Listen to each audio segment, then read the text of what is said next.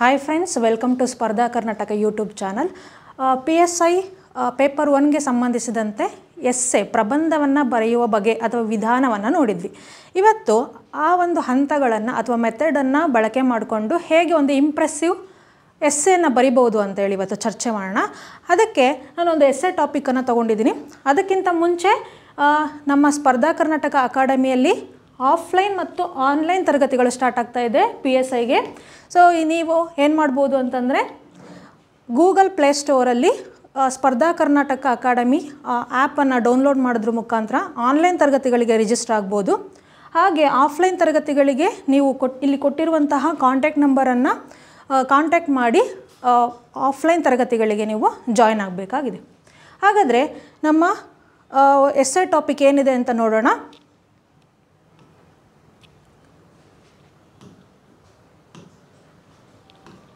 ಇಲ್ಲಿ ನೋಡಿ, ಭಾರತದಲ್ಲಿ ಹೆಚ್ಚುತ್ತಿರುವ ಕುಪೋಷಣೆ ಅಂತ ತೊಗೊಂಡಿದ್ದೀನಿ ಅಲ್ವಾ. ಇದೊಂದು ಪ್ರಚಲಿತ ಘಟನೆಗೆ ಸಂಬಂಧಪಟ್ಟಿರುವಂತಹ ಒಂದು ಎಸ್ಸೆ ಟಾಪಿಕ್ ಆಗಿರುತ್ತೆ. ಯಾಕಂತಂದರೆ ಇತ್ತೀಚೆಗೆ ಜಾಗತಿಕ ಹಸಿವು ಸೂಚ್ಯಂಕ ಏನು ಈ ಸೂಚ್ಯಂಕ ಬಂದಿದೆ. ಇದರಲ್ಲಿ ಭಾರತವು ಕಳಪೆ ಪ್ರದರ್ಶನವನ್ನು ನೀಡಿರೋದ್ರಿಂದ, ಇಲ್ಲಿ ಮಾಲ್ ನ್ಯೂಟ್ರಿಷನ್ ಭಾರತದಲ್ಲಿ ಜಾಸ್ತಿ ಆಗ್ತಿರೋದ್ರಿಂದ ಇದರ ಮೇಲೆ ಎಸ್ಸೆ ಬರುವಂತಹ ಚಾನ್ಸಸ್ ಜಾಸ್ತಿ ಇರುತ್ತೆ. ಸೊ ಹಾಗಾದರೆ ಈ ಒಂದು ಟಾಪಿಕ್ ಮೇಲೆ ಏನು ಭಾರತದಲ್ಲಿ ಹೆಚ್ಚುತ್ತಿರುವ ಕುಪೋಷಣೆ ಅನ್ನೋ ಒಂದು ಟಾಪಿಕ್ ಮೇಲೆ ನಾವು ಯಾವ ರೀತಿಯಾಗಿ ಪ್ರಬಂಧವನ್ನು ಬಿಲ್ಡ್ ಮಾಡಬೇಕು ಅಲ್ವಾ, ಯಾವ ರೀತಿ ಕಂಟೆಂಟ್ ಇರಬೇಕು ಅಂತ ನೋಡೋಣ.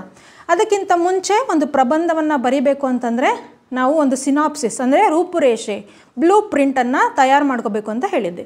ಹಾಗಾದರೆ ಭಾರತದಲ್ಲಿ ಹೆಚ್ಚುತ್ತಿರುವ ಕುಪೋಷಣೆ, ಸೊ ನಮಗೆ ಇಲ್ಲಿ ಮೊದಲು ಗೊತ್ತಿರಬೇಕು ಕುಪೋಷಣೆ ಅಂತ ಏನು ಅಂದರೆ ಗೊತ್ತಿರಬೇಕು. ಫಸ್ಟ್ ಕುಪೋಷಣೆ ಅಂದರೆ ಏನು ಅಂತೇಳಿ ಗೊತ್ತಿರಬೇಕಾಗತ್ತೆ.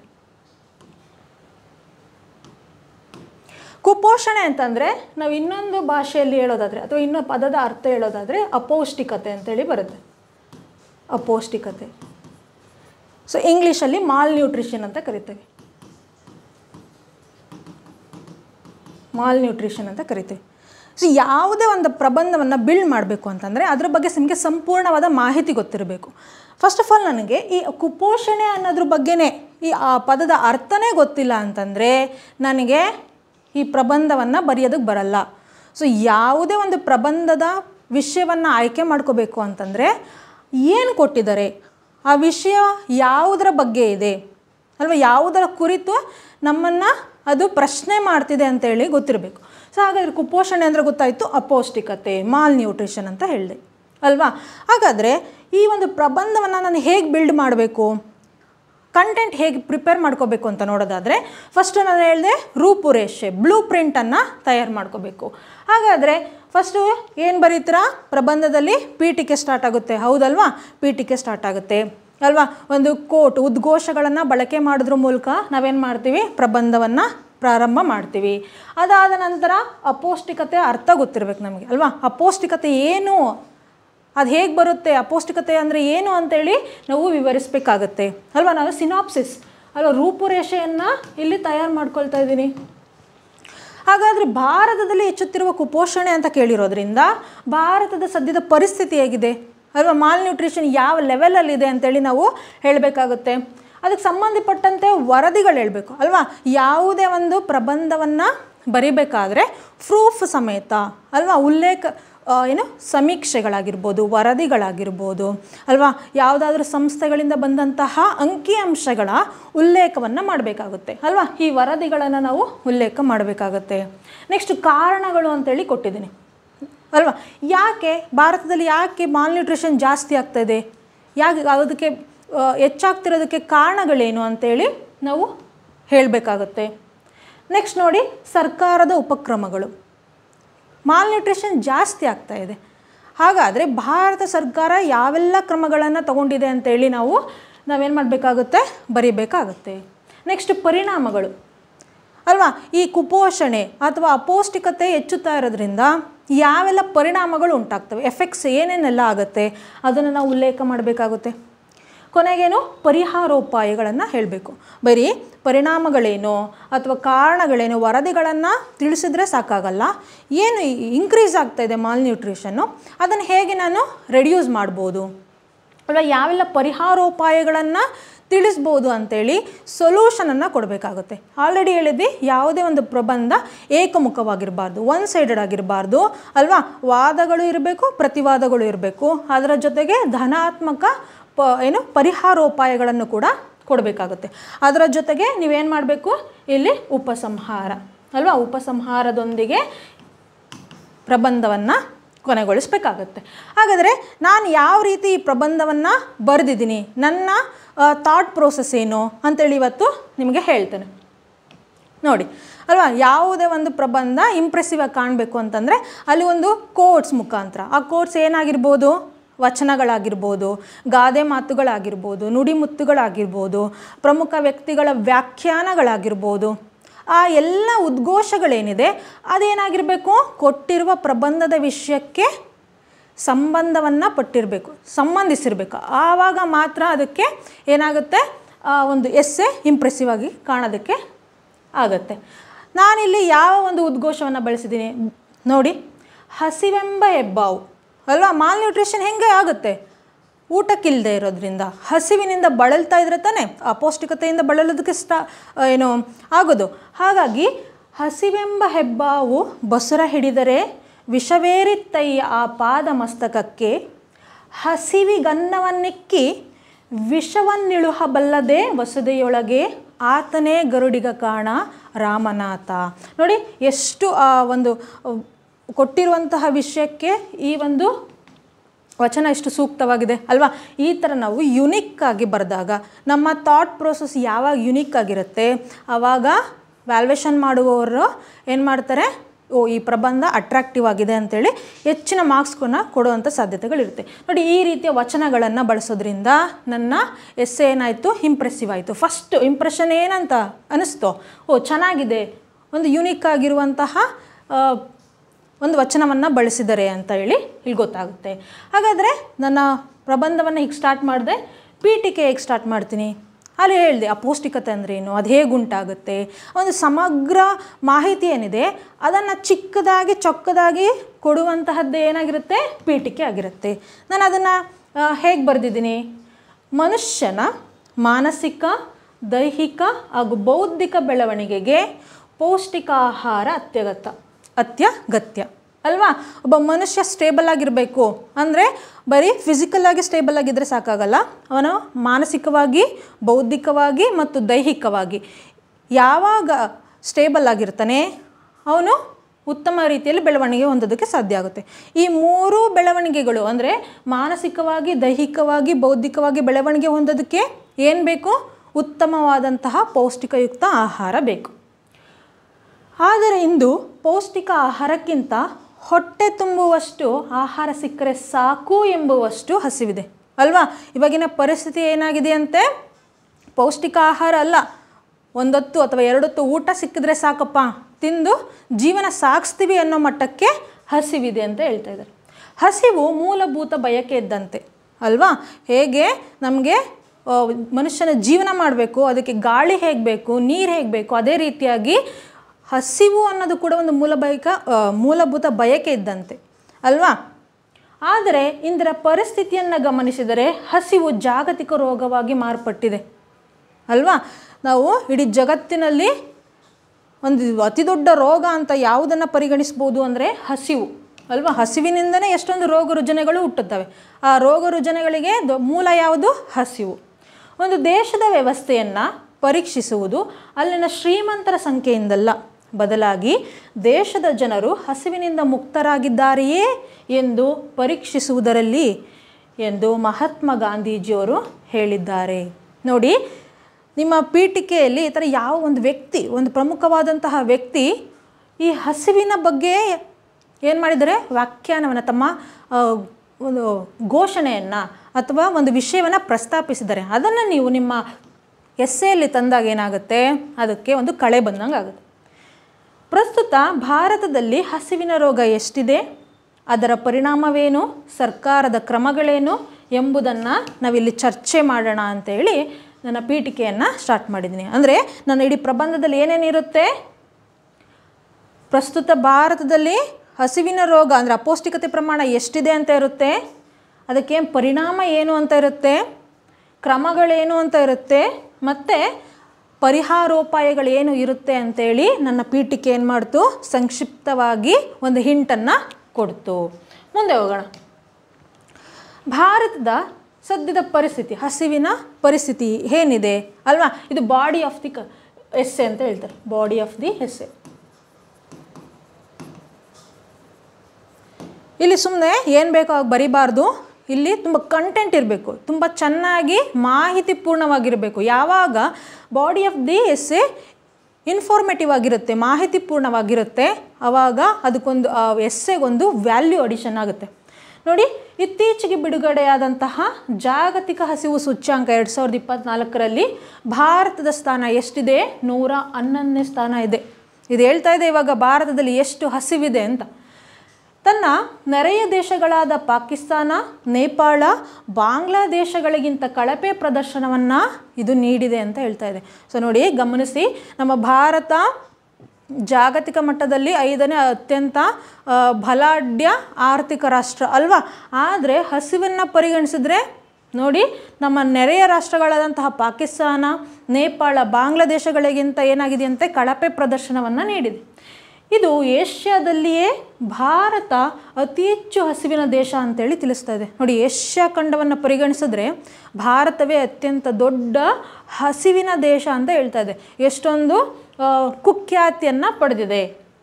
ಭಾರತದಲ್ಲಿ ಮಕ್ಕಳ ಅಪೌಷ್ಟಿಕತೆ ಪ್ರಮಾಣ 19.3ರಷ್ಟಿದೆ. ನಾನು ಹೇಳಿದೆ, ಯಾವಾಗಲೂ ನಮ್ಮ ಬಾಡಿ ಆಫ್ ದಿ ಎಸ್ಸೆ ಅಂಕಿಅಂಶಗಳು, ವರದಿಗಳು, ಸಮೀಕ್ಷೆಗಳು ಇದರಿಂದ ಕೂಡಿರಬೇಕು. ಆವಾಗ ಮಾತ್ರ ಅದು ಇನ್ಫಾರ್ಮೇಟಿವ್ ಆಗಿರುತ್ತೆ ಅಂತ ಹೇಳಿದೆ ಅಲ್ವಾ. ನಾನು ನೋಡಿ, ಭಾರತದಲ್ಲಿ ಮಕ್ಕಳ ಅಪೌಷ್ಟಿಕತೆ ಪ್ರಮಾಣ ಎಷ್ಟಿದೆ? 19.3ರಷ್ಟಿದೆ. ನಾನು ಈ ಸ್ಟ್ಯಾಟ್ಸನ್ನು ಯೂಸ್ ಮಾಡಿದೆ. ಎಲ್ಲಿ ಸಿಕ್ತು? ಇದು ಜಾಗತಿಕ ಹಸಿವು ಸೂಚ್ಯಾಂಕ ಏನು ರಿಪೋರ್ಟನ್ನು ಕೊಡುತ್ತೋ ಅದರಲ್ಲಿ ಹೈಲೈಟ್ಸ್ ಇದು. ಅದಕ್ಕೆ ನ್ಯೂಸ್ ಪೇಪರ್ ಓದೋದು ಇಂಪಾರ್ಟೆಂಟ್ ಆಗುತ್ತೆ. ಇದು ವಿಶ್ವದಲ್ಲಿಯೇ ಅತ್ಯಧಿಕ, ಇಡೀ ವಿಶ್ವವನ್ನು ಪರಿಗಣಿಸಿದ್ರೆ ಮಕ್ಕಳ ಅಪೌಷ್ಟಿಕತೆ ಪ್ರಮಾಣ ಜಾಸ್ತಿ ಇರುವಂತಹ ರಾಷ್ಟ್ರ ಯಾವುದು? ಭಾರತ. ಅದಕ್ಕೆ ನಾನು ಅಂಕಿ ಅಂಶವನ್ನು ಕೂಡ ಒದಗಿಸಿದ್ದೀನಿ. ಇದೊಂಥರ ಪ್ರೂಫು, ಓ ಈ ವ್ಯಕ್ತಿ ಸರಿಯಾಗಿ ಹೇಳ್ತಾ ಇದ್ದಾನೆ, ಸರಿಯಾದ ಮಾಹಿತಿಯನ್ನು ನೀಡ್ತಾ ಇದ್ದಾನೆ ಅಂತ. ಜಾಗತಿಕ ಆಹಾರ ಭದ್ರತಾ ಸೂಚ್ಯಂಕದಲ್ಲಿ 71ನೇ ಸ್ಥಾನವನ್ನು ಪಡೆದಿದೆ. ನೋಡಿ, ಆಹಾರ ಭದ್ರತೆ, ಫುಡ್ ಸೆಕ್ಯೂರಿಟಿಯನ್ನು ಕೊಡೋದ್ರಲ್ಲೂ ಕೂಡ ಭಾರತ ಹಿಂದುಳಿದಿದೆ ಅಂತ ಈ ಒಂದು ಸ್ಥಾನ ಹೇಳ್ತಾ ಇದೆ. 71th ಪ್ಲೇಸಲ್ಲಿದೆ ಅಂತ. ಕೈಗೆಟುಕುವ ದರದಲ್ಲಿ ಆಹಾರ ದೊರೆಯುವ ಸ್ಥಿತಿಯು ಶ್ರೀಲಂಕಾ, ಪಾಕಿಸ್ತಾನಗಳಿಗಿಂತ ಕಡಿಮೆ ಇರುವುದು ಇದರಿಂದ ತಿಳಿದು ಬರ್ತಾ ಇದೆ ಅಂತೇಳಿ ನಾನೇನು ಮಾಡಿದೆ, ಇದಕ್ಕೆ ಸದ್ಯದ ಪರಿಸ್ಥಿತಿ ಏನಿದೆ ಅದಕ್ಕೆ ಏನು ಇನ್ಫಾರ್ಮೇಟಿವ್ ಆಗಿರುವಂತಹ ಸ್ಟ್ಯಾಟ್ಸನ್ನು ಕೊಟ್ಟೆ, ಅಂಕಿಅಂಶಗಳನ್ನು ಕೊಟ್ಟೆ ಅಲ್ವಾ. ಜಾಗತಿಕ ಹಸಿವು ಸೂಚ್ಯಂಕ ಆಗಿರ್ಬೋದು, ಮಕ್ಕಳ ಅಪೌಷ್ಟಿಕತೆ ಪ್ರಮಾಣ ಎಷ್ಟಿದೆ ಅಂತ ಆಗಿರ್ಬೋದು, ಜಾಗತಿಕ ಆಹಾರ ಭದ್ರತಾ ಸೂಚ್ಯಂಕದಲ್ಲಿ ಭಾರತದ ಸ್ಥಾನ ಏನಿದೆ. ಸೊ ಇದೇನಾಯಿತು, ಒಂದು ಇನ್ಫಾರ್ಮೇಟಿವ್ ಕಂಟೆಂಟ್ ಆಯಿತು. ನೆಕ್ಸ್ಟ್ ನೋಡಿ, ವರದಿಗಳನ್ನು ಕೊಡಬೇಕು. ಹಾಗಾದರೆ ಅಪೌಷ್ಟಿಕತೆಗೆ ಸಂಬಂಧಪಟ್ಟಂತೆ ಯಾವೆಲ್ಲ ವರದಿಗಳನ್ನು ನಾನು ಹಾಕಬೇಕು ಅಂತ ನೋಡೋದಾದರೆ, ನ್ಯಾಷನಲ್ ಫ್ಯಾಮಿಲಿ ಹೆಲ್ತ್ ಸರ್ವೆ ಅಲ್ವಾ, NFSH ಅಂತ ಕರಿತೀವಿ, NFHS 5. ಈ ಎಷ್ಟನೇ ವರದಿ ಇದು? 5ನೇ ವರದಿ. 2019-20 ಒಂದು ವರ್ಷಗಳಿಗೆ ಅಂದರೆ ಆ ಇಯರ್ಗೆ ಸಂಬಂಧಿಸಿದಂಥ ಒಂದು ವರದಿ ಆಗುತ್ತೆ. ಈ ಒಂದು ವರದಿ ಏನೆಲ್ಲ ಅಂಶಗಳನ್ನು ಪ್ರಸ್ತಾಪಿಸುತ್ತೆ ಅಂತ ನೋಡೋದಾದರೆ, ಕುಂಠಿತ ಮಕ್ಕಳು ಅಂತ ಹೇಳ್ತಾ ಇದೆ. ಏನು ಕುಂಠಿತ ಮಕ್ಕಳಂದರೆ ಆ ಮಕ್ಕಳ ವಯಸ್ಸಿಗೆ ತಕ್ಕಂತೆ ತೂಕ ಇರಲ್ಲ, ಅಥವಾ ತೂಕಕ್ಕೆ ಸಂಬಂಧಿಸಿದಂತೆ ಎತ್ತರ ಇರಲ್ಲ. ಸೊ ಈ ಥರ ಏರುಪೇರುಗಳಿರೋಂತಹ ಮಕ್ಕಳನ್ನ ಕುಂಠಿತ ಮಕ್ಕಳು ಅಂತೇಳಿ ಕರಿತೀವಿ. ಹಾಗಾದರೆ ಮೇಘಾಲಯವು ಅತಿ ಹೆಚ್ಚು ಕುಂಠಿತ ಮಕ್ಕಳನ್ನು ಹೊಂದಿದೆ ಅಂತ ಹೇಳ್ತಾ ಇದ್ದೀನಿ. ಕುಂಠಿತ ಮಕ್ಕಳಿದ್ದಾರೆ, ಆದರೆ ಯಾವ ಒಂದು ಪ್ರದೇಶದಲ್ಲಿ, ಯಾವ ರಾಜ್ಯದಲ್ಲಿ ಅತಿ ಹೆಚ್ಚು ಕುಂಠಿತ ಮಕ್ಕಳಿದ್ದಾರೆ ಅಂತ ನಾವು ಹೇಳಬೇಕಾಗುತ್ತೆ. ಎಷ್ಟು ಪರ್ಸೆಂಟ್ ಇದ್ದಾರೆ? 46.5% ಇದ್ದಾರೆ. ಎತ್ತರಕ್ಕೆ ತಕ್ಕ ತೂಕ ಹೊಂದಿರದ ಮಕ್ಕಳನ್ನು ಹೊಂದಿರುವ ರಾಜ್ಯ ಮಹಾರಾಷ್ಟ್ರ. ಅಂದರೆ ಎತ್ತರಕ್ಕೆ ತಕ್ಕ ತೂಕ ಇರಲ್ಲ ಅಥವಾ ತೂಕಕ್ಕೆ ತಕ್ಕ ಎತ್ತರ ಇರಲ್ಲ, ಇಂತಹ ಮಕ್ಕಳನ್ನು ಅತಿ ಹೆಚ್ಚು ಹೊಂದಿರುವಂತಹ ರಾಷ್ಟ್ರ ಯಾವುದು? ಮಹಾರಾಷ್ಟ್ರ. ಇದು ಕಂಟೆಂಟ್. ನಾವೇನು ಮಾಡಬೇಕು, ಈ ಕಂಟೆಂಟನ್ನು ಬಳಸ್ಕೊಂಡು ವಾಕ್ಯಗಳ ರೂಪದಲ್ಲಿ ಪ್ಯಾರಾಗಳನ್ನು ರಚನೆ ಮಾಡಬೇಕಾಗತ್ತೆ. ದೇಶದಲ್ಲಿ 33.23 ಲಕ್ಷ ಮಕ್ಕಳು ಅಪೌಷ್ಟಿಕತೆಯಿಂದ ಬಳಲ್ತಾ ಇದ್ದಾರೆ ಅಂತ ಹೇಳ್ತಾ ಇದೆ ಅಲ್ವಾ. ನೋಡಿ ಎಷ್ಟು, 33.23 ಲಕ್ಷ. ನಾನು ಸ್ಟ್ಯಾಟ್ಸನ್ನು ಕೊಟ್ಟೆ, ಅಂಕಿಅಂಶವನ್ನು ಕೊಟ್ಟೆ ಅಲ್ವಾ. ಇದು ಇಂಪಾರ್ಟೆಂಟ್ ಆಗುತ್ತೆ. ನೆಕ್ಸ್ಟ್ ಏನು ಹೇಳುತ್ತೆ, 15 ರಿಂದ 49 ವರ್ಷದ ಮಹಿಳೆಯರ ಬಾಡಿ ಮಾಸ್ ಇಂಡೆಕ್ಸ್ ಕಡಿಮೆ ಬಾಡಿ ಮಾಸ್ ಹೊಂದಿರುವಂತಹ ರಾಜ್ಯ ಯಾವುದು ಅಂದರೆ ಜಾರ್ಖಂಡ್. ಅಂದರೆ ಅವರ ವಯಸ್ಸಿಗೆ ತಕ್ಕಂತೆ ಅವರ ತೂಕ ಇರಲ್ಲ ಅಲ್ವಾ. ಅತಿ ಕಡಿಮೆ ಅಂತ 15ರಿಂದ 49 ವರ್ಷದ ಮಹಿಳೆಯರನ್ನು ಪರಿಗಣಿಸಿದ್ರೆ ಅವರ ವಯಸ್ಸಿಗೆ ತಕ್ಕಂತೆ ತೂಕ ಇರದಂತಹ ಮಹಿಳೆಯರ ಸಂಖ್ಯೆ ಎಲ್ಲಿ ಜಾಸ್ತಿ ಇದೆ ಅಂತ ನೋಡೋದಾದರೆ ಜಾರ್ಖಂಡ್. ಎಷ್ಟು ಪರ್ಸೆಂಟ್ ಇದೆ? 26% ಹೊಂದಿದೆ. ಇದನ್ನು ನಾವೇನು ಮಾಡಬೇಕಲ್ಲಿ ನಮೂದನೆ ಮಾಡಬೇಕು. ನೆಕ್ಸ್ಟು ಒಟ್ಟು ಫಲವತ್ತತೆ ದರ, ಟೋಟಲ್ ಫರ್ಟಿಲಿಟಿ ರೇಟ್ ಅಲ್ವಾ. ಇದು 2.2%ಇಂದ ಇವಾಗ ಎಷ್ಟಕ್ಕೆ ಕುಸಿತ ಕಂಡಿದೆಯಂತೆ? 2%ಗೆ ಕುಸಿತ ಕಂಡಿದೆ ಅಲ್ವಾ. ಟೋಟಲ್ ಫರ್ಟಿಲಿಟಿ ರೇಟ್ ಅಂದರೆ ಒಬ್ಬ ಮಹಿಳೆ ತನ್ನ ಜೀವಿತ ಅವಧಿಯಲ್ಲಿ ಎಷ್ಟು ಮಕ್ಕಳಿಗೆ ಜನ್ಮವನ್ನು ನೀಡಬಹುದು ಅನ್ನೋದೇ ಟೋಟಲ್ ಫರ್ಟಿಲಿಟಿ ರೇಟ್.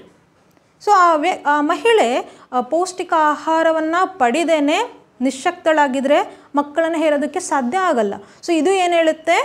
ಪೌಷ್ಟಿಕ ಆಹಾರ ಬೇಕು ಅಂತ ಹೇಳುತ್ತೆ. ಸೊ 2.2% ಇದ್ದಿದ್ದು 2%ಗೆ ಇಳಿದಿದೆ. ಇನ್ನು ಕರ್ನಾಟಕದ ಟೋಟಲ್ ಫರ್ಟಿಲಿಟಿ ರೇಟನ್ನು ಪರಿಗಣಿಸಿದ್ರೆ 1.7%ಗೆ ಡಿಕ್ರೀಸ್ ಆಗಿದೆ. ಇದನ್ನು ಕೂಡ ನೀವು ಮೆನ್ಷನ್ ಮಾಡ್ಬೋದು.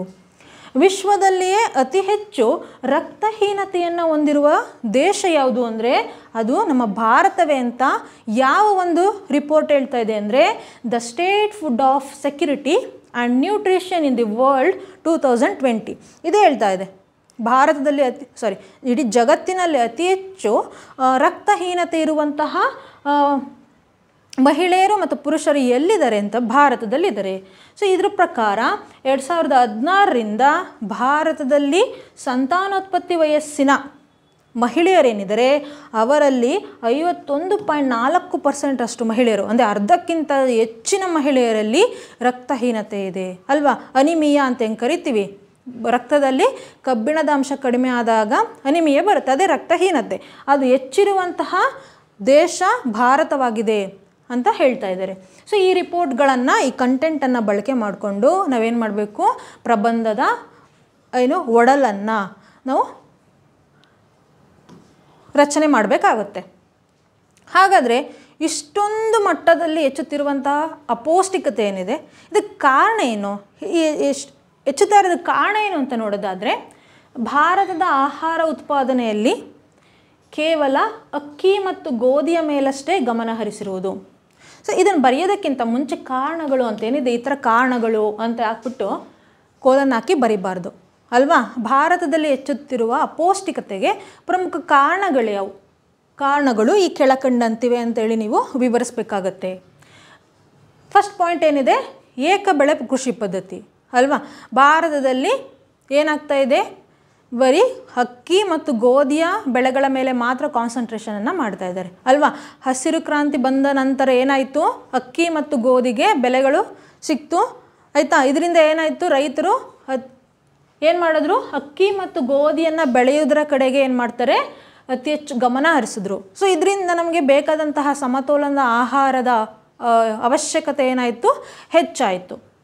ಇದರಿಂದನೂ ಕೂಡ ಏನಾಯಿತು? ಅಪೌಷ್ಟಿಕತೆ ಜಾಸ್ತಿ ಆಯಿತು. ನಾವಿಲ್ಲಿ ಏನು ಮಾಡಬೇಕು?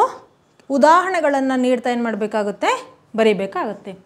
ಕೃಷಿ ಪದ್ಧತಿಯು ಆಹಾರ ಮತ್ತು ಪೌಷ್ಟಿಕತೆಯ ಗುಣಮಟ್ಟವನ್ನು ತಗ್ಗಿಸಿರುವುದು ಅಲ್ವಾ. ಕೃಷಿ ಪದ್ಧತಿಯಲ್ಲಿ ಇತ್ತೀಚೆಗೆ ಏನಾಗಿದೆ? ರಾಸಾಯನಿಕ ಗೊಬ್ಬರಗಳಾಗಿರ್ಬೋದು, ಕೀಟನಾಶಕಗಳು, ಸಿಂಪಡಣೆಗಳನ್ನು ಬಳಸ್ತಾ ಇದ್ದೀವಿ. ಸೊ ಇದರಿಂದ ಏನಾಯಿತು? ಬೆಳೆಯುತ್ತಿರುವಂಥ ಆಹಾರದಲ್ಲಿ ಏನಾಯಿತು? ಕ್ವಾಲಿಟಿ ಕಡಿಮೆ ಆಯಿತು. ನಾವೇನು ಮಾಡ್ತಾ ಇದ್ದೀವಿ? ರಾಸಾಯನಿಕ ಆಹಾರವನ್ನು ಬಳಕೆ ಮಾಡ್ತಾ ಇದ್ದೀವಿ. ಇದರಿಂದನೂ ಕೂಡ ಅಪೌಷ್ಟಿಕತೆ ಜಾಸ್ತಿ ಆಯಿತು. ಆಹಾರ ಸೇವನೆಯ ಮಾದರಿಯು ಬದಲಾಗಿರುವಂಥದ್ದು ಅಲ್ವಾ. ನಾವೇನು ಮಾಡ್ತಾಯಿದ್ವಿ? ನಮಗೆ ಬೇಕಾದಂಥ ಧಾನ್ಯಗಳಾಗಿರ್ಬೋದು, ಕಾಳುಗಳಾಗಿರ್ಬೋದು, ಹಣ್ಣು, ಹಾಲಾಗಿರ್ಬೋದು, ಈ ಥರ ನಾವು ಸಮತೋಲಿತ ಆಹಾರವನ್ನು ಬಳಸಬೇಕು. ಆದರೆ ಇತ್ತೀಚಿನ ದಿನಮಾನಗಳಲ್ಲಿ ನಾವು ಜಂಕ್ ಫುಡ್ಡನ್ನು ಬಳಕೆ ಮಾಡ್ತಾಯಿದ್ವಿ. ನಮ್ಮ ಆಹಾರ ಪದ್ಧತಿ ಏನಾಗಿದೆ? ಚೇಂಜ್ ಆಗಿದೆ. ಇದರಿಂದ ನಮಗೆ ಅಪೌಷ್ಟಿಕತೆ ಜಾಸ್ತಿ ಆಗ್ತಾ ಇದೆ ಅಂತೇಳಿ ಬರೀಬೇಕಾಗುತ್ತೆ. ಭಾರತದ ಆರ್ಥಿಕತೆಯಲ್ಲಿ ಕ್ಷಿಪ್ರ ಬೆಳವಣಿಗೆ ಕಂಡುಬಂದರು ಅಲ್ವಾ. ನಮ್ಮ ಆರ್ಥಿಕತೆ ಅಂದರೆ ನಾವು ಏನು ಮಾಡ್ತಾಯಿದ್ದೀವಿ? ನಮ್ಮ ದೇಶ ಶ್ರೀಮಂತ ರಾಷ್ಟ್ರ ಆಗಿ ಬೆಳೀತಾ ಇದೆ. ಆದರೂ ಕೂಡ ದೇಶದ ಜನಸಂಖ್ಯೆಯ 2/5 ಜನರು ಆಧುನಿಕ ಆರ್ಥಿಕತೆಯ ಬಡವರಾಗಿದ್ದಾರೆ. ಸೊ ಆಧುನಿಕ ಆರ್ಥಿಕತೆಯಲ್ಲಿ 5/2 ಜನ ಏನಿದ್ದಾರೆ ಅವರು ಬಡವರಾಗಿಯೇ ಉಳಿದಿದ್ದಾರೆ. ಅವ್ರಿಗೆ ಬೇಕಾದಂತಹ ಆಹಾರವನ್ನು ಪಡ್ಕೊಳ್ಳೋದಕ್ಕೂ ಕೂಡ ಅವರಿಗೆ ಆಗ್ತಾ ಇಲ್ಲ. ಇನ್ನೊಂದು ಕಾರಣ ಏನು? ನೈರ್ಮಲ್ಯ ಮತ್ತು ಶುದ್ಧ ಕುಡಿಯುವ ನೀರಿನ ಕೊರತೆ ಅಲ್ವಾ. ರೋಗ ರುಜಿನಗಳು ಹೇಗೆ ಉಂಟಾಗ್ತವೆ ಅಂತಂದರೆ ಅಲ್ಲಿ ಹೈಜಿನ್ ಇಲ್ಲ ಅಂದರೆ, ಶುಚಿತ್ವ ಇಲ್ಲ, ನೈರ್ಮಲ್ಯ ಇಲ್ಲ ಅಂದರೆ, ಕುಡಿಯುವ ನೀರಿನಿಂದ ಶುದ್ಧ ಕುಡಿಯುವ ನೀರಿಲ್ಲ ಅಂತಂದರೆ ಅಲ್ಲಿ ರೋಗ ರುಜಿನಗಳು ಉಂಟಾಗುವ ಸಾಧ್ಯತೆಗಳು ಹೆಚ್ಚಿರುತ್ತೆ. ಇದರಿಂದನೂ ಕೂಡ ಏನಾಗುತ್ತೆ? ಅಪೌಷ್ಟಿಕತೆ ಜಾಸ್ತಿ ಆಗುತ್ತೆ. ವಲಸೆ ಹೆಚ್ಚಳ ಅಂತ ಕೊಟ್ಟಿದ್ದೀನಿ. ಏನು? ಒಂದು ಪ್ರದೇಶದಿಂದ ಇನ್ನೊಂದು ಪ್ರದೇಶಕ್ಕೆ ವಲಸೆ, ಗುಳಿ ಹೋಗೋದು ಅಂತ ಕರಿತೀವಿ. ಸೊ ಈ ರೀತಿಯಾಗಿ ಒಂದು ಪ್ಲೇಸಿಂದ ಇನ್ನೊಂದು ಪ್ಲೇಸಿಗೆ ಪದೇ ಪದೇ ಚೇಂಜ್ ಮಾಡಿದಾಗ ಏನಾಯಿತು? ಅವರಿಗೆ ತಕ್ಕಂತಹ ಅಂದರೆ ದೇಹಕ್ಕೆ ಬೇಕಾದಂತಹ ಪೌಷ್ಟಿಕ ಆಹಾರ ಆ ಪ್ರದೇಶದಲ್ಲಿ ಸಿಗದೇ ಇರ್ಬೋದು. ಅಥವಾ ಅವರ ಏನು ವಲಸೆ ಹೋಗೋದು ಅಂತಂದರೆ ಅವರು ಉದ್ಯೋಗ ಬಯಸಿ ತಮ್ಮ ಪ್ರದೇಶಗಳನ್ನು ಚೇಂಜ್ ಮಾಡ್ತಾ ಇರ್ತಾರೆ. ಆ ಉದ್ಯೋಗಗಳಲ್ಲಿ ಅವರಿಗೆ ಬೇಕಾದಷ್ಟು ಅಂದರೆ ಅವರ ಜೀವನವನ್ನು ಸಾಗಿಸುವಷ್ಟು ಹಣ ದೊರೆಯದೇ ಇರ್ಬೋದು. ಸೊ ಅದಕ್ಕೆ ಅವರಿಗೆ ಪೌಷ್ಟಿಕ ಆಹಾರವನ್ನು ಕೊಂಡುಕೊಳ್ಳೋದಕ್ಕೆ ಆಗದೇ ಇರ್ಬೋದು. ಇದು ಕೂಡ ಒಂದು ರೀಸನ್ ಆಗುತ್ತೆ. ನೆಕ್ಸ್ಟ್, ಉತ್ತಮ ಆರೋಗ್ಯ ಸೇವೆಯ ಕೊರತೆ. ಇನ್ನು ಭಾರತದ ಎಷ್ಟು ಹಳ್ಳಿಗಳಲ್ಲಿ ನಾವು ನೋಡಿದ್ವಿ ಪ್ರಾಥಮಿಕ ಆರೋಗ್ಯ ಕೇಂದ್ರಗಳು ಇಲ್ಲದೆ ಇರೋದು, ಅಥವಾ ಒಂದು ಆರೋಗ್ಯ ಸೇವೆಯನ್ನು ಬಯಸಿದರೆ ನಾವು ಏನು ಮಾಡಿ ನಗರಗಳಿಗೆ ಹೋಗಬೇಕಾಗಿರುತ್ತೆ. ಸೊ ಏನು ಮಾಡ್ತಾರೆ? ಅತ್ಯಂತ ಬಡವರು ಅಥವಾ ಹಿಂದುಳಿದ ಜನರು ಏನು ಮಾಡ್ತಾರೆ? ಆ ಒಂದು ಆರೋಗ್ಯ ಸೇವೆನ ಪಡೆಯೋಕ್ಕಾಗದೆ ಆಗದೇ ಇರ್ಬೋದು. ಇದರಿಂದ ಏನಾಗುತ್ತೆ? ರೋಗ ರುಜಿನಗಳು ಜಾಸ್ತಿ ಆಗೋದ್ರಿಂದ ಅಪೌಷ್ಟಿಕತೆಯ ಪ್ರಮಾಣ ಹೆಚ್ಚಾಗ್ಬೋದು. ಶಿಕ್ಷಣ ನಿರ್ಬಂಧಿತ ಪ್ರವೇಶ ಅಂದರೆ ನಮಗೆ ಒಂದು ಸಮತೋಲಿತ ಆಹಾರ, ಪೌಷ್ಟಿಕ ಆಹಾರ ಅಂದರೆ ಏನು ಅಂತ ಹೇಗೆ ಗೊತ್ತಾಗುತ್ತೆ? ಶಿಕ್ಷಣದ ಮೂಲಕ ಅಲ್ವಾ. ಅದ್ರ ಬಗ್ಗೆ ನಾವು ನಮ್ಮ ದೇಹಕ್ಕೆ ಪರಿಗಣಿಸಿ ಯಾವ ಆಹಾರವನ್ನು ನಾವು ಕನ್ಸ್ಯೂಮ್ ಮಾಡಿದ್ರೆ ತಗೊಂಡ್ರೆ ನಾವು ಸಮತೋಲಿತವಾಗಿ ಪೌಷ್ಟಿಕತೆಯಿಂದ ಇರ್ತೀವಿ ಅಂತ ಮಾಹಿತಿಯನ್ನು ಒದಗಿಸುವಂಥದ್ದು ಶಿಕ್ಷಣ. ಆದರೆ ಹಳ್ಳಿಗಳಲ್ಲಿ, ಗ್ರಾಮೀಣ ಪ್ರದೇಶಗಳಲ್ಲಿ ಏನಾಗ್ತಾ ಇದೆ? ಶಿಕ್ಷಣವನ್ನು ಪಡೆಯೋದಕ್ಕೆ ನಿರ್ಬಂಧವನ್ನು ಏರ್ತಾ ಇರೋದು ಈಗಲೂ ಕೂಡ ನಾವು ನೋಡ್ತಾ ಇದ್ದೀವಿ. ಇದು ಕೂಡ ಏನಾಗ್ತಾ ಇದೆ? ಅಪೌಷ್ಟಿಕತೆ ಹೆಚ್ಚಾಗೋದಕ್ಕೆ ಒಂದು ಪರೋಕ್ಷ ಕಾರಣ ಆಗ್ತಾ ಇದೆ. ನೆಕ್ಸ್ಟ್, ಇನ್ನೊಂದು ಲಿಂಗ ಅನ್ಯಾಯ. ಏನಿದು ಲಿಂಗ ಅನ್ಯಾಯ ಅಂತಂದರೆ ಹೆಣ್ಣು ಮತ್ತು ಗಂಡು ಅಂತೇಳಿ ಏನು ಮಾಡ್ತಾರೆ? ಡಿಸ್ಕ್ರಿಮಿನೇಷನ್, ಅಸಮಾನತೆಯನ್ನು ತೋರಿಸ್ತಾ ಇರೋದು. ಗಂಡು ಮಕ್ಕಳನ್ನು ಶಾಲೆಗೆ ಸೇರಿಸುವಂಥದ್ದು, ಹೆಣ್ಣು ಮಕ್ಕಳನ್ನು ಮನೆಯಲ್ಲೇ ಇಟ್ಕೊಳ್ತಾ ಇರೋವಂಥದ್ದು. ಇದರಿಂದ ಏನಾಗ್ತಾ ಇದೆ? ಒಬ್ಬ ಮಹಿಳೆಗೆ ಅಥವಾ ಒಂದು ಹೆಣ್ಣು ಮಗುವಿಗೆ ಬೇಕಾದಂತಹ ನಾಲೆಡ್ಜು ಸಿಗ್ತಾ ಇಲ್ಲ. ಇದರಿಂದ ಏನಾಗುತ್ತೆ? ಬಾಲ್ಯ ವಿವಾಹಗಳಾಗ್ತಾ ಇರ್ಬೋದು, ಅಥವಾ ಅವರ ಜೀವನವನ್ನು ಹೇಗೆ ಸಾಗಿಸ್ಬೇಕು, ತಮ್ಮ ದೇಹಕ್ಕೆ ಬೇಕಾದಂತಹ ಪೌಷ್ಟಿಕ ಆಹಾರವನ್ನು ಹೇಗೆ ಪಡಿಬೇಕು ಅನ್ನೋದು ಅವ್ರಿಗೆ ಗೊತ್ತಾಗ್ತಾ ಇಲ್ಲ ಅಲ್ವಾ. ಈ ಲಿಂಗ ಅನ್ಯಾಯವು ಕೂಡ ಅಥವಾ ಜೆಂಡರ್ ಡಿಸ್ಕ್ರಿಮಿನೇಷನ್ನು ಕೂಡ ಇದಕ್ಕೆ ಪರೋಕ್ಷ ಕಾರಣ ಆಗ್ತಾ ಇದೆ. ನೆಕ್ಸ್ಟ್ ಪಾಯಿಂಟ್ ನೋಡೋದಾದರೆ ಯೋಜನೆ ಮತ್ತು ಕಾರ್ಯಗಳ ಸಡಿಲ ಅನುಷ್ಠಾನ ಅಲ್ವಾ. ಸರ್ಕಾರ ಏನೆಲ್ಲ ಯೋಜನೆಗಳನ್ನು ತಂದಿದೆ, ಆದರೂ ಕೂಡ ಯಾಕೆ ಭಾರತ ಜಾಗತಿಕ ಹಸಿವಿನ ಮಟ್ಟದ ಸೂಚ್ಯಂಕದಲ್ಲಿ ಕಳಪೆ ಪ್ರದರ್ಶನ ಪಡ್ಕೊಂಡಿದೆ? ಆಹಾರ ಭದ್ರತೆಯನ್ನು ಕೊಡೋದ್ರಲ್ಲಿ ಯಾಕೆ ಸೋತೋಗಿದೆ ಅಂತ ನೋಡೋದಾದರೆ, ಏನು ಯೋಜನೆಗಳು ಅಥವಾ ಕಾರ್ಯಕ್ರಮಗಳನ್ನು ತಗೊಂಬಂದಿದೆ ಅದರ ಸಡಿಲ ಅನುಷ್ಠಾನ, ಅಥವಾ ಅದು ಭಾರತದ ಕೊನೆಯ ಪ್ರಜೆಗೆ ಅದು ತಲುಪ್ತಾ ಇಲ್ಲ ಅನ್ನೋದು, ಅಥವಾ ಸರಿಯಾಗಿ ಅನುಷ್ಠಾನ ಮಾಡ್ತಾ ಇಲ್ಲ ಅನ್ನೋದು ಕೂಡ ಇದಕ್ಕೆ ಒಂದು ಕಾರಣ ಆಗುತ್ತೆ. ಸೊ ಈ ಎಲ್ಲ ಕಾರಣಗಳನ್ನು ನೀವು ಬಳಸ್ಕೊಂಡು ಏನು ಮಾಡಬೇಕು? ಕಂಟೆಂಟನ್ನು ರೆಡಿ ಮಾಡ್ಕೋಬೇಕು. ನೆಕ್ಸ್ಟ್ ನೋಡಿ, ದುಷ್ಪರಿಣಾಮ. ಸೊ ಅಪೌಷ್ಟಿಕತೆ ಜಾಸ್ತಿ ಆಗೋದ್ರಿಂದ ಏನೆಲ್ಲ ಪರಿಣಾಮಗಳಾಗುತ್ತೆ ಅಂತ ನೋಡೋದಾದರೆ, ಮೊದಲನೇದು ರಕ್ತಹೀನತೆ ಅಲ್ವಾ. ಈ ರಕ್ತಹೀನತೆ ಇದಿಷ್ಟನ್ನೇ ಬರಿಬಾರ್ದು, ನಾವು ಏನು ಮಾಡಬೇಕು? ಇದನ್ನು ಸವಿವರವಾಗಿ ವಿವರಿಸಬೇಕಾಗುತ್ತೆ. ರಕ್ತಹೀನತೆ ನಾನು ಹೇಳಿದೆ, ಭಾರತದ ಸಂತಾನೋತ್ಪತ್ತಿಯ ಮಹಿಳೆಯರಲ್ಲಿ 51.4% ರಕ್ತಹೀನತೆ ಇದೆ. ಇದನ್ನು ಬರಿಬೇಕಾಗುತ್ತೆ ಅಲ್ವಾ. ಅನಿಮಿಯಾ ಜಾಸ್ತಿ ಇದೆ ಅಂತ ಬರಿಬೇಕಾಗುತ್ತೆ. ಅಂಗವಿಕಲತೆ ಅಲ್ವಾ, ಹುಟ್ಟಿದ ಮಗುವಿಗೆ ಸರಿಯಾದ ಸಮತೋಲಿತ ಆಹಾರ ಸಿಕ್ಕಿಲ್ಲ ಅಂದರೆ ಅಂಗವಿಕಲತೆ ಜಾಸ್ತಿ ಆಗುತ್ತೆ. ಅದರ ಪರ್ಸೆಂಟೇಜ್ ಎಷ್ಟಿದೆ ಅಂತೇಳಿ ನೀವು ವಿವರಿಸಬೇಕಾಗುತ್ತೆ. ನೆಕ್ಸ್ಟ್ ನೋಡಿ, ಮಕ್ಕಳ ಮಾನಸಿಕ ಮತ್ತು ಭೌತಿಕ ಆರೋಗ್ಯದ ಮೇಲೆ ಪರಿಣಾಮವನ್ನು ಬೀರುತ್ತೆ ಅಲ್ವಾ. ಯಾವ ರೀತಿಯಾಗಿ ಪರಿಣಾಮವನ್ನು ಬೀರುತ್ತೆ ಅಲ್ವಾ? ಒಬ್ಬ ಕುಂಠಿತ ಮಗು ಕ್ರೀಡೆಯಲ್ಲಿ ಭಾಗವಹಿಸೋಕ್ಕಾಗದೇ ಇರುವಂಥದ್ದು ಅಲ್ವಾ, ಶಾಲೆಯಲ್ಲಿ ಶಿಕ್ಷಣ ಸರಿಯಾದಂತಹ ಒಂದು ಪ್ರದರ್ಶನವನ್ನು ಕೊಡೋಕ್ಕಾಗದೇ ಇರುವಂಥದ್ದು. ಇದನ್ನೆಲ್ಲ ನೀವೇನು ಮಾಡಬೇಕು? ವಿವರವಾಗಿ ವಿವರಿಸಬೇಕಾಗುತ್ತೆ. ನೆಕ್ಸ್ಟು, ವ್ಯಕ್ತಿಯ ಆದಾಯದ ಮೇಲೆ ಪರೋಕ್ಷ ಪ್ರಭಾವವನ್ನು ಬೀರುತ್ತೆ ಅಲ್ವಾ. ಒಂದು ಕುಟುಂಬದಲ್ಲಿ ಒಂದು ಕುಟುಂಬದ ಆದಾಯ ಚೆನ್ನಾಗಿರಬೇಕು ಅಂದರೆ ಅಲ್ಲಿ ದುಡಿಯುವ ವ್ಯಕ್ತಿ ಏನಾಗಿರಬೇಕು, ತುಂಬ ಸದೃಢನಾಗಿರಬೇಕು, ಮಾನಸಿಕವಾಗಿ ಆಗಿರ್ಬೋದು, ಭೌತಿಕವಾಗಿ ಅಥವಾ ದೈಹಿಕವಾಗಿ. ಯಾವಾಗ ಅವನಿಗೆ ಅವನ ದೇಹ ಸದೃಢವಾಗಿರುತ್ತೆ ಅಥವಾ ಮಾನಸಿಕವಾಗಿ ಸದೃಢನಾಗಿರ್ತಾನೆ ಅಂದರೆ ಅವನಿಗೆ ಸರಿಯಾದಂಥ ಆಹಾರ ಸಿಕ್ಕಾಗ ಅಲ್ವಾ, ಪೌಷ್ಟಿಕ ಆಹಾರ ಸಿಕ್ಕಾಗ ಮಾತ್ರ ಸದೃಢನಾಗಿರ್ತಾನೆ. ಅವನು ಸದೃಢನಾಗಿದ್ದಾನೆ ಅಂತಂದರೆ ಕೆಲಸ ಮಾಡೋದಕ್ಕೂ ಅವನು ಸದೃಢನಾಗಿದ್ದಾನೆ ಅಂತ ಅರ್ಥ ಆಗುತ್ತೆ ಅಲ್ವಾ. ತಾಯಿ ಮತ್ತು ಮಗುವಿನ ಮರಣ ಪ್ರಮಾಣ ಹೆಚ್ಚಳ ಅಲ್ವಾ. ತಾಯಿ ಮರಣ ಮತ್ತು ಶಿಶು ಮರಣ ಅಂತ ನೋಡ್ತೀವಿ. ಸೊ ತಾಯಿ ಮರಣ ಎಷ್ಟಿದೆ 2024ರಲ್ಲಿ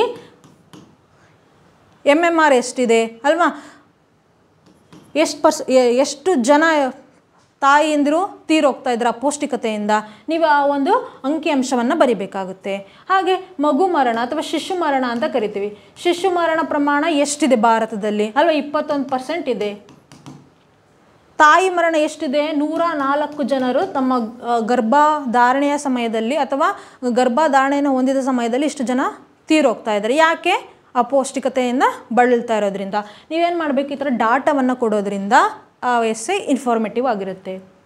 ಬರೀ ತಾಯಿ ಮತ್ತು ಮಗುವಿನ ಮರಣ ಪ್ರಮಾಣ ಹೆಚ್ಚಳ ಅಂತ ಬರೆದ್ರೆ ಅದು ಒಂದು ಜನರಲ್ ಎಸ್ಸೆ ಆಗುತ್ತೆ. ಯಾವಾಗಲೂ ನಮ್ಮ ಎಸ್ಸೆ ಏನಾಗಿರಬೇಕು, ಮಾಹಿತಿಪೂರ್ಣವಾಗಿರಬೇಕು, ಯುನಿಕ್ ಆಗಿ ನಾವು ಬರಿಬೇಕಾಗುತ್ತೆ.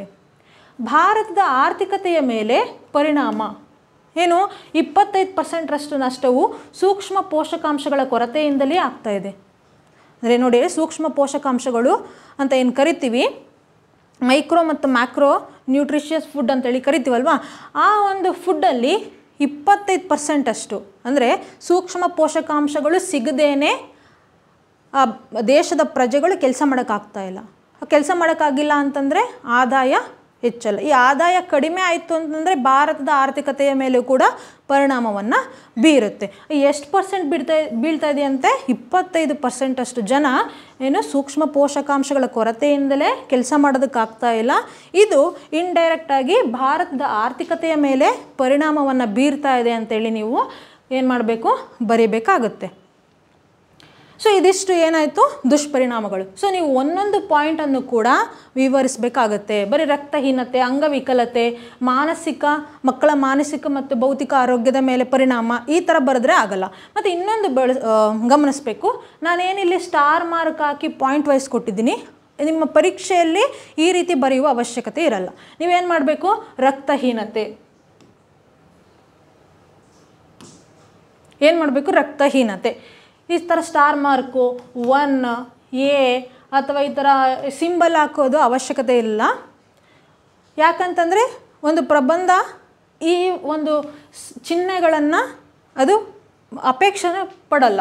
ಸೊ ರಕ್ತಹೀನತೆ, ಸೊ ಈ ಥರ ಒಂದು ಕೋಲನ್ನು ಹಾಕ್ಬಿಟ್ಟು ನೀವೇನು ಮಾಡಬೇಕು, ಭಾರತದಲ್ಲಿ ಇಷ್ಟು % ರಕ್ತಹೀನತೆ ಇದೆ, ಮಹಿಳೆಯರಲ್ಲಿ ಎಷ್ಟು % ಇದೆ ಅಲ್ವಾ. ಗ್ರಾಮೀಣ ಪ್ರದೇಶವನ್ನು ತಗೊಂಡ್ರೆ ಅಲ್ಲಿ ಮಹಿಳೆಯರಲ್ಲಿ ಎಷ್ಟು % ಅಷ್ಟು ರಕ್ತಹೀನತೆ ಇದೆ, ನಗರ ಪ್ರದೇಶಗಳಿಗೆ ಸಂಬಂಧಿಸಿದಂತೆ ಎಷ್ಟು ರಕ್ತಹೀನತೆ ಇದೆ ಅಂತೇಳಿ ಬರಿಬೇಕಾಗುತ್ತೆ. ಸೊ ಈ ಥರ ಪಾಯಿಂಟ್ ಹಾಕಿ ಬರೆಯುವ ಅವಶ್ಯಕತೆ ಇರಲ್ಲ.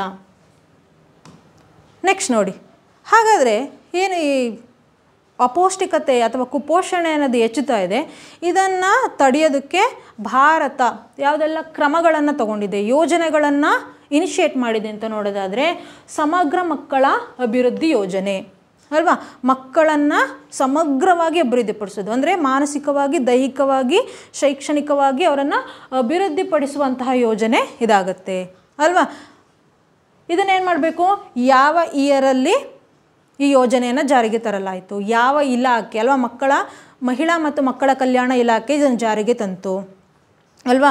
ಹುಟ್ಟಿದ ಮಗುವಿಗೆ ಏನು ಮಾಡ್ತಾರೆ, ಎಷ್ಟು ಅಮೌಂಟನ್ನು ಕೊಡ್ತಾರೆ ಅಲ್ವಾ.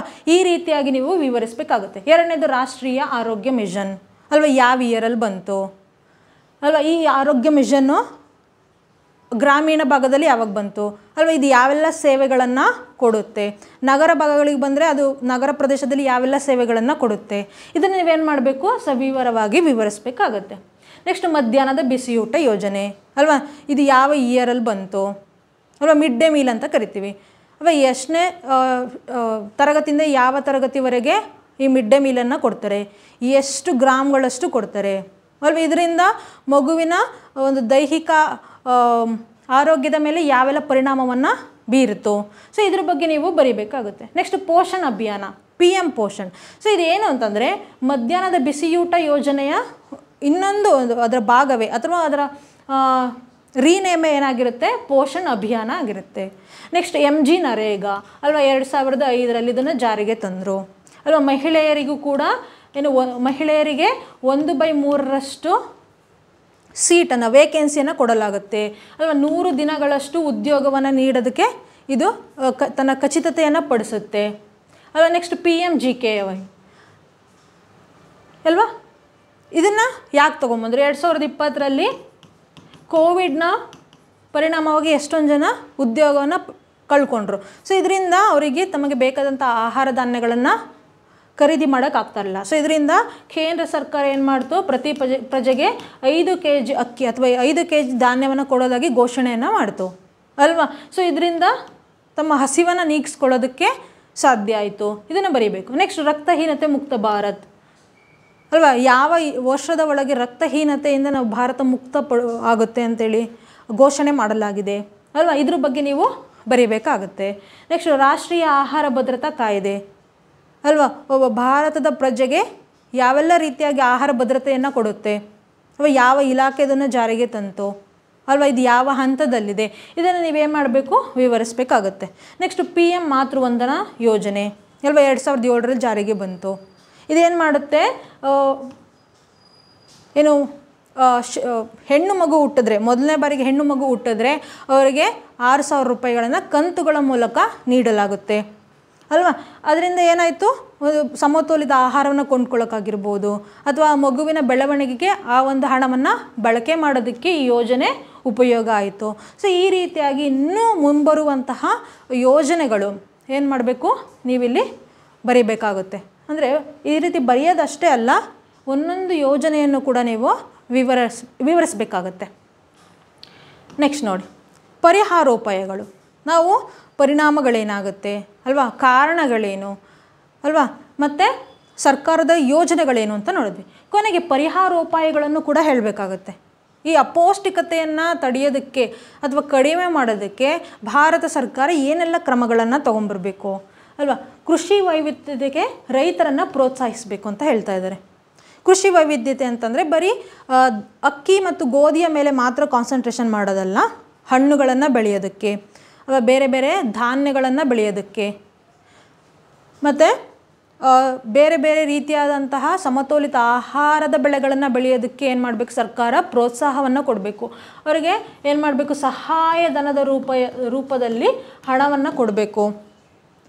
ಎರಡನೇದು, ಆಹಾರ ಉತ್ಪಾದಕತೆಯನ್ನು ಸುಧಾರಿಸಲು ನವೀನ ಮತ್ತು ಕಡಿಮೆ ವೆಚ್ಚದ ಕೃಷಿ ತಂತ್ರಜ್ಞಾನಗಳನ್ನು ಉತ್ತೇಜಿಸಬೇಕು ಅಲ್ಲ. ಕೆಲವು ಬೆಳೆಗಳನ್ನು ಬೆಳಿಬೇಕು ಅಂದರೆ ಟೆಕ್ನಾಲಜಿ ಬೇಕಾಗುತ್ತೆ. ಆ ಟೆಕ್ನಾಲಜಿನ ತಗೊಳ್ಳೋಕ್ಕಾಗದೇ ರೈತರು ಆ ಬೆಳೆಗಳನ್ನು ಬೆಳೆಯೋದನ್ನು ನಿಲ್ಲಿಸಿರ್ಬೋದು. ಅದಕ್ಕೆ ಸರ್ಕಾರ ಏನು ಮಾಡಬೇಕು, ಕಡಿಮೆ ವೆಚ್ಚದಲ್ಲಿ ಆ ತಂತ್ರಜ್ಞಾನಗಳನ್ನು ನೀಡೋದ್ರ ಮೂಲಕ ಆ ಬೆಳೆಗಳನ್ನು ಬೆಳೆಯೋದಕ್ಕೆ ಸರ್ಕಾರ ಉತ್ತೇಜನವನ್ನು ನೀಡಬೇಕಾಗುತ್ತೆ. ಹಾಗೆ WHO ಶಿಫಾರಸುಗಳನ್ನು ಅಳವಡಿಸ್ಕೊಳ್ಳಬಹುದು ಅಲ್ವಾ. ವರ್ಲ್ಡ್ ಹೆಲ್ತ್ ಆರ್ಗನೈಸೇಷನು ಕೆಲವು ಶಿಫಾರಸುಗಳನ್ನ ನೀಡಿದೆ, ಯಾವ ರೀತಿಯಾಗಿ ನಾವು ಅಪೌಷ್ಟಿಕತೆ ಅಥವಾ ಮಾಲ್ ನ್ಯೂಟ್ರಿಷನ್ನ ಟ್ಯಾಕಲ್ ಮಾಡ್ಬೋದು ಅಂತ. ಆ ಒಂದು ಶಿಫಾರಸು ರೆಕಮೆಂಡೇಷನ್ಸನ್ನು ನಾವು ಏನು ಮಾಡಬೇಕು, ಅಡಾಪ್ಟ್ ಮಾಡ್ಕೋಬೇಕು. ಏನು ಹೇಳುತ್ತೆ ಇದು, ಶಿಶು ಮತ್ತು ಮಕ್ಕಳ ಬೆಳವಣಿಗೆಯ ನಿಯಮಿತ ಮೇಲ್ವಿಚಾರಣೆಯನ್ನು ಕಡ್ಡಾಯಗೊಳಿಸಬೇಕು. ಅಂಗನವಾಡಿ ಅಥವಾ ಪ್ರಾಥಮಿಕ ಶಾಲಾ ಹಂತಗಳಲ್ಲಿ ಮಕ್ಕಳನ್ನು ಮತ್ತು ಶಿಶುಗಳ ಬೆಳವಣಿಗೆಯನ್ನು ಏನು ಮಾಡಬೇಕು, ಮೇಲ್ವಿಚಾರಣೆಯನ್ನು ಮಾಡಬೇಕು ನಿಯಮಿತವಾಗಿ. ಅಂದರೆ ಆಗಾಗ್ಗೆ ಆ ಮಕ್ಕಳ ಬೆಳವಣಿಗೆ ಹೇಗಾಗ್ತಾ ಇದೆ, ಅವರಿಗೆ ಯಾವ ಒಂದು ಆಹಾರದ ಕೊರತೆ ಇದೆ. ಸೊ ಇದರ ಮೇಲ್ವಿಚಾರಣೆ ಮಾಡೋದ್ರಿಂದ ಏನಾಗುತ್ತೆ, ಕುಂಠಿತ ಮಕ್ಕಳ ಪ್ರಮಾಣ ಏನಾಗುತ್ತೆ, ಕಡಿಮೆ ಆಗುತ್ತೆ. ಅಂಗನವಾಡಿ ಮತ್ತು ಶಾಲೆಗಳಲ್ಲಿ ನೀಡಲಾಗುವ ಅಕ್ಕಿ ಅಥವಾ ಗೋಧಿ ಆಧಾರಿತ ಆಹಾರಗಳ ಬದಲಿಗೆ ಹಾಲನ್ನು ಕೊಡೋದಾಗಿರ್ಬೋದು, ಮೊಟ್ಟೆ ಕೊಡೋದಾಗಿರ್ಬೋದು, ಕಾಳುಗಳನ್ನು ಕೊಡುವುದನ್ನು ಮಾಡಬೇಕು ಅಂತ ಹೇಳ್ತಾ ಇದ್ದಾರೆ. ನೆಕ್ಸ್ಟು, ಹಸಿವು ಮತ್ತು ಎಲ್ಲ ರೀತಿಯ ಅಪೌಷ್ಟಿಕತೆಯನ್ನು ಕೊನೆಗೊಳಿಸಲು ಸುಸ್ಥಿರ ಅಭಿವೃದ್ಧಿ ಗುರಿ ಅಲ್ವಾ, ಸಸ್ಟೈನಬಲ್ ಡೆವಲಪ್ಮೆಂಟ್ ಗೋಲ್ ಅಂತ ಹೆಂಗೆ ಕರಿತೀವಿ, ಅದರಲ್ಲಿ 2ನೇ ಪಾಯಿಂಟ್ ಹೇಳುತ್ತೆ. ಏನಂತ ಹೇಳುತ್ತೆ, ಶೂನ್ಯ ಹಸಿವು ಅಲ್ವಾ. ಶೂನ್ಯ ಹಸಿವನ್ನು ಹೇಗೆ ನಿವಾರಿಸಬೇಕು ಅಂತ ಸರ್ಕಾರ ಗಮನ ಹರಿಸಬೇಕು ಅಂತ ಏನು ಸಸ್ಟೈನಬಲ್ ಡೆವಲಪ್ಮೆಂಟ್ ಗೋಲ್ 2 ಹೇಳುತ್ತೆ. ಪೌಷ್ಟಿಕ ಆಹಾರದ ಬಗ್ಗೆ ಅರಿವು ಮೂಡಿಸುವುದು. ಸೊ ಇದು ಇಂಪಾರ್ಟೆಂಟ್ ಆಗುತ್ತೆ. ಯಾಕೆ? ಒಬ್ಬ ವ್ಯಕ್ತಿಯ ಆದಾಯ ಚೆನ್ನಾಗಿರುತ್ತೆ ಅಲ್ವಾ, ಅವನ ಜೀವನ ಮಟ್ಟ ಸುಧಾರಿಸಿರುತ್ತೆ. ಆದರೆ ಅವನಿಗೆ ಅವನ ದೇಹಕ್ಕೆ ಬೇಕಾದಂತಹ ಆಹಾರ ಹೇಗಿರಬೇಕು, ನಾನು ಯಾವ ಆಹಾರ ಪದ್ಧತಿಯನ್ನು ರೂಢಿಸ್ಕೋಬೇಕು ಅನ್ನೋದು ಆತನಿಗೆ ಗೊತ್ತಿರಲ್ಲ. ಅದಕ್ಕೆ ಏನು ಮಾಡಬೇಕು? ಸರ್ಕಾರ ಈ ಪೌಷ್ಟಿಕ ಆಹಾರದ ಬಗ್ಗೆ ಅರಿವನ್ನು ಮೂಡಿಸುವಂತಹ ಕಾರ್ಯಕ್ರಮಗಳನ್ನು ಆಯೋಜನೆ ಮಾಡಬೇಕು. ಸೊ ಈ ರೀತಿಯಾಗಿ ಧನಾತ್ಮಕವಾಗಿ ತಮ್ಮ ಪರಿಹಾರೋಪಾಯಗಳನ್ನು ನೀವು ಬರಿಬೇಕಾಗತ್ತೆ. ಕೊನೆಯದಾಗಿ ಏನು ಹೇಳ್ತೀರಾ? ಉಪಸಂಹಾರ ಯಾವಾಗಲೂ ಧನಾತ್ಮಕವಾಗಿರಬೇಕು ಅಲ್ವಾ, ಪ್ರಾಗ್ಮೆಟಿಕ್ ಸೊಲ್ಯೂಷನ್, ಪ್ರಾಕ್ಟಿಕಲ್ ಸೊಲ್ಯೂಷನ್ಗಳನ್ನು ಹೊಂದಿರಬೇಕು. ಏನು ಹೇಳ್ತಾ ಇದ್ದೀನಿ ನಾನಿಲ್ಲಿ? ನನ್ನ ಉಪಸಂಹಾರ ಹೇಗಿದೆ ಅಂತ ನೋಡೋದಾದರೆ, ಒಂದು ದೇಶದ ಅಭಿವೃದ್ಧಿಗೆ ಸದೃಢ ಆರೋಗ್ಯವಂತ ಮಾನವ ಸಂಪನ್ಮೂಲ ಕೊಡುಗೆಯು ಮಹತ್ವದಾಗಿದೆ ಅಲ್ವಾ. ಒಂದು ದೇಶದ ಅಭಿವೃದ್ಧಿಗೆ ಅಲ್ಲಿನ ಪ್ರಜೆಗಳು ಪ್ರಮುಖ ಕಾರಣರಾಗಿರ್ತಾರೆ. ಆ ಪ್ರಜೆಗಳೇ ದೈಹಿಕವಾಗಿ ಕುಂಠಿತವಾಗಿದ್ದರೆ ಅಭಿವೃದ್ಧಿ ಹೇಗಾಗುತ್ತೆ ದೇಶ ಅಲ್ವಾ. ಹಾಗಾಗಿ ಒಂದು ದೇಶದ ಅಭಿವೃದ್ಧಿ ಆಗಬೇಕು ಅಂತಂದರೆ ಅಲ್ಲಿ ಆರೋಗ್ಯ ಮಾನವನ ಸಂಪನ್ಮೂಲ ಏನಾಗಿರಬೇಕು? ಚೆನ್ನಾಗಿರಬೇಕು. ದೇಶವನ್ನು ಸದೃಢವಾಗಿ ಕಟ್ಟಬೇಕಾದರೆ ಸದೃಢ ಪ್ರಜೆಯನ್ನು ಪೋಷಿಸಬೇಕಾಗುತ್ತೆ. ನೋಡಿ ಯಾವ ರೀತಿ ಇಂಟರ್ಲಿಂಕ್ ಇದೆ. ಒಂದು ದೇಶ ಸದೃಢವಾಗಬೇಕು ಅಂತಂದರೆ ಅಲ್ಲಿನ ಪ್ರಜೆಗಳು ಕೂಡ ಸದೃಢರಾಗಿರಬೇಕು ಅಲ್ವಾ. ಆದ್ದರಿಂದ ಆ ವ್ಯಕ್ತಿಯ ಬಾಲ್ಯವನ್ನು ಅಲ್ವಾ, ಯಾವಾಗಲೂ ಬೇಸ್ಮೆಂಟು ತುಂಬ ಸ್ಟ್ರಾಂಗಾಗಿದ್ದರೆ ಆ ಮನೆ ಚೆನ್ನಾಗಿ ಸ್ಟ್ರಾಂಗಾಗಿರುತ್ತೆ ಅಲ್ವಾ. ಅದೇ ರೀತಿಯಾಗಿ ಒಬ್ಬ ವ್ಯಕ್ತಿ ಸದೃಢನಾಗಿರಬೇಕು ಅಂದರೆ ಅವನ ಬಾಲ್ಯ ಏನಾಗಿರಬೇಕು? ಪೌಷ್ಟಿಕ ಆಹಾರದಿಂದ, ಪೌಷ್ಟಿಕಾಂಶಯುಕ್ತ ಆಹಾರದಿಂದ ಸಮೃದ್ಧಗೊಳಿಸಬೇಕು. ಆವಾಗ ಮಾತ್ರ ಆ ವ್ಯಕ್ತಿ ಏನಾಗಿರ್ತಾನೆ? ಆರೋಗ್ಯವಂತನಾಗಿರ್ತಾನೆ. ಸೊ ಅದನ್ನು ಯಾರು ಮಾಡಬೇಕು? ಆ ದೇಶ ಮಾಡಬೇಕು ಅಲ್ವಾ. ಅವಾಗೇನಾಗುತ್ತೆ? ಆ ವ್ಯಕ್ತಿ ದೇಶದ ಒಂದು ಆಸ್ತಿಯಾಗಿ, ಒಂದು ಸಂಪತ್ತಾಗಿ ಬೆಳೀತಾನೆ ಅಲ್ವಾ. ಸರ್ಕಾರದ ಕರ್ತವ್ಯ ಆಗಿರುತ್ತೆ ಅಂಥೇಳಿ ನಮ್ಮ ಒಂದು ಉಪಸಂಹಾರವನ್ನು ಕೊನೆಗೊಳಿಸಬೇಕಾಗುತ್ತೆ. ನೋಡಿ ಇಲ್ಲಿ ಯಾವ ರೀತಿಯಾಗಿ ಇಂಟರ್ಲಿಂಕ್ ಇದೆ ಅಲ್ವಾ, ಒಂದು ದೇಶಕ್ಕೂ ಮತ್ತು ಒಬ್ಬ ಪ್ರಜೆಗೂ. ಒಂದು ದೇಶದ ಅಭಿವೃದ್ಧಿ ಆಗಬೇಕು ಅಂತಂದರೆ ಆ ಒಂದು ಪ್ರಜೆಗೂ ಏನಾಗಿರಬೇಕು? ಆರೋಗ್ಯವಂತವಾಗಿರಬೇಕು, ಅವನು ಸದೃಢನಾಗಿರಬೇಕು ಅಲ್ವಾ. ಈ ರೀತಿಯಾಗಿ ನಾವು ಒಂದು ಧನಾತ್ಮಕವಾಗಿ, ಆಶಾದಾಯಕವಾಗಿ ಪ್ರಬಂಧವನ್ನು ಕೊನೆಗೊಳಿಸಬೇಕಾಗುತ್ತೆ. ಇಲ್ಲಿ ನೀವು ಯಾವುದೇ ಒಂದು ಕೋಟನ್ನು ಇಲ್ಲಿ ಬರೀಬಹುದಾಗಿದೆ ಅಲ್ವಾ. ಸೊ ಇದಿಷ್ಟು ಏನಾಗಿತ್ತು? ಭಾರತದಲ್ಲಿ ಹೆಚ್ಚುತ್ತಿರುವ ಕುಪೋಷಣೆಯ ಬಗ್ಗೆ ಈ ವಿಷಯವನ್ನು ಕುರಿತು ನಾನು ಎಸ್ಸೆಯನ್ನು ಬರೆದಿದ್ದೀನಿ. ಸೊ ಇದನ್ನು ನೀವು ಮಾಡೆಲ್ಲಾಗಿ ತಗೊಂಡು ಬೇರೆ ಬೇರೆ ಎಸ್ಸೆಗಳನ್ನು ನೀವೇ ರಚನೆ ಮಾಡ್ಬೋದು. Okay, thank you.